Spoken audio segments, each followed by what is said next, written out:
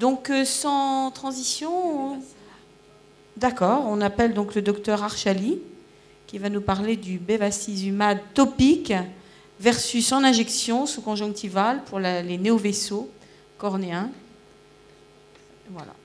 Et versus rien du tout parfois d'ailleurs.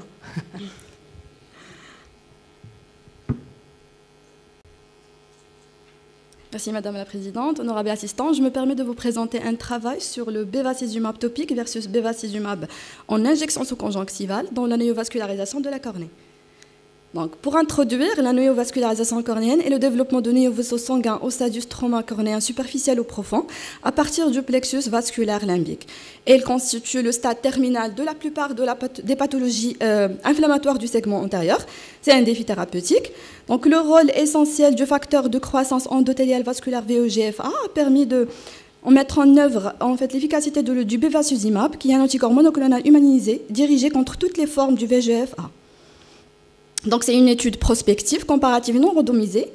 Donc, il s'agit de deux groupes. Chacun des deux groupes contient 10 yeux de 10 patients. Le premier groupe A a reçu des injections sous-conjonctivales de bevacizumab, tandis que le groupe B a reçu le bevacizumab en topique. Donc, le bevacizumab en injection sous-conjonctivale est préparé à partir de la solution intraveineuse qui est dosée à 25 mg par millilitre. Donc, l'injection est faite d'une dose de 2,5 mg par injection. Donc, la préparation était sans conservateur et était gardée à 4 degrés Celsius avant l'utilisation.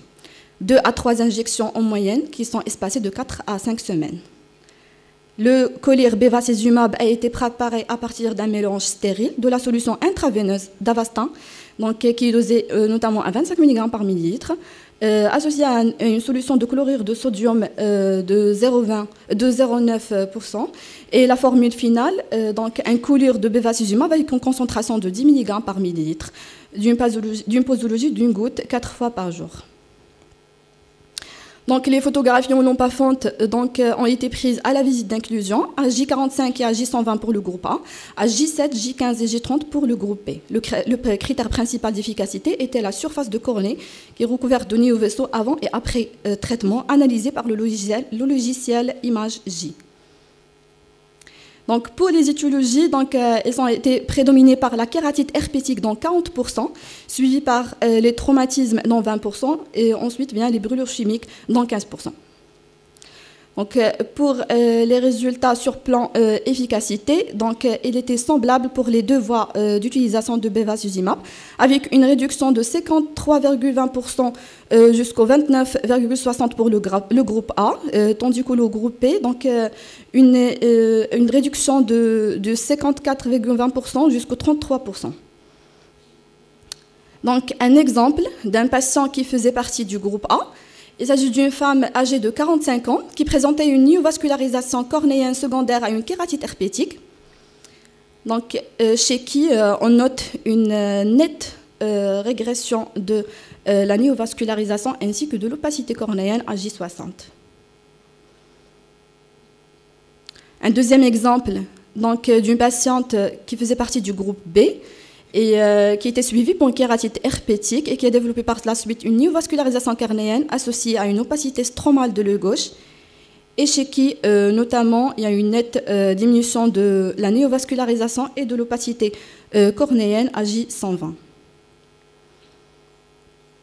Donc, sur le plan fonctionnel, l'acuité visuelle moyenne n'a pas progressé de manière statistiquement significative durant le traitement pour les deux groupes. On n'a pas noté d'effets secondaires systémiques, notamment pour les deux groupes. Par contre, sur plan local, il y avait des ulcérations cornéennes qui sont survenues chez deux patients, à J10 après la première injection pour le premier patient et à J15 après début de traitement pour topique pour le second patient. L'efficacité du bevacizumab en sous-conjonctivale a été déjà rapportée à des doses similaires chez l'homme, en dose unique ou des injections multiples à propos de cas cliniques ou de petites séries de patients. La dose de 1,25 mg de bevacizumab en injection ne semble pas être efficace, alors que les doses de 2,50 et de 5 mg semblent être plus efficaces. Certaines séries récentes retrouvent une efficacité significative du bevacizumab administré en collyre à des concentrations variables, comprises entre 5 mg et 25 mg par millilitre. Dans notre étude, l'efficacité était variable en fonction des patients. Donc cette variabilité est en fonction surtout des étiologies des néovaisseaux, du délai entre le début du traitement et l'apparition des néovaisseaux, de l'évolutivité ou non des néovaisseaux cornéens. Donc le recul de la néovascularisation a permis d'améliorer le pronostic des stratégies de réhabilitation visuelle, notamment l'adaptation vers sclérose, et d'améliorer le pronostic d'une éventuelle greffe de cornée transfixiante ou non. Donc, l'utilisation du bevacizumab en post-op d'une greffe de cornée à risque pourrait être intéressante. Pour conclure, donc, le bevacizumab est une alternative thérapeutique dans le traitement de la néovascularisation cornéenne. C'est une arme supplémentaire dans la réhabilitation visuelle de ces patients, sûre et efficace à court terme, tandis que des études supplémentaires sont nécessaires pour préciser la forme galénique, la posologie, préciser les indications, la fréquence et les facteurs de risque de développer d'éventuels effets secondaires. Je vous remercie. Alors j'ai la mission ingrate de dire que le format, c'est des cas cliniques. Là, vous voyez, c'est une jolie présentation qui pourrait glisser dans la présentation, en fait. Hein. Alors maintenant, on a un challenge, on a du retard, on veut des cas cliniques. Et pour ceux qui restent, ce serait vraiment chic de le faire en 2-3 minutes, super punchy, le cas clinique. Alors on va mettre au défi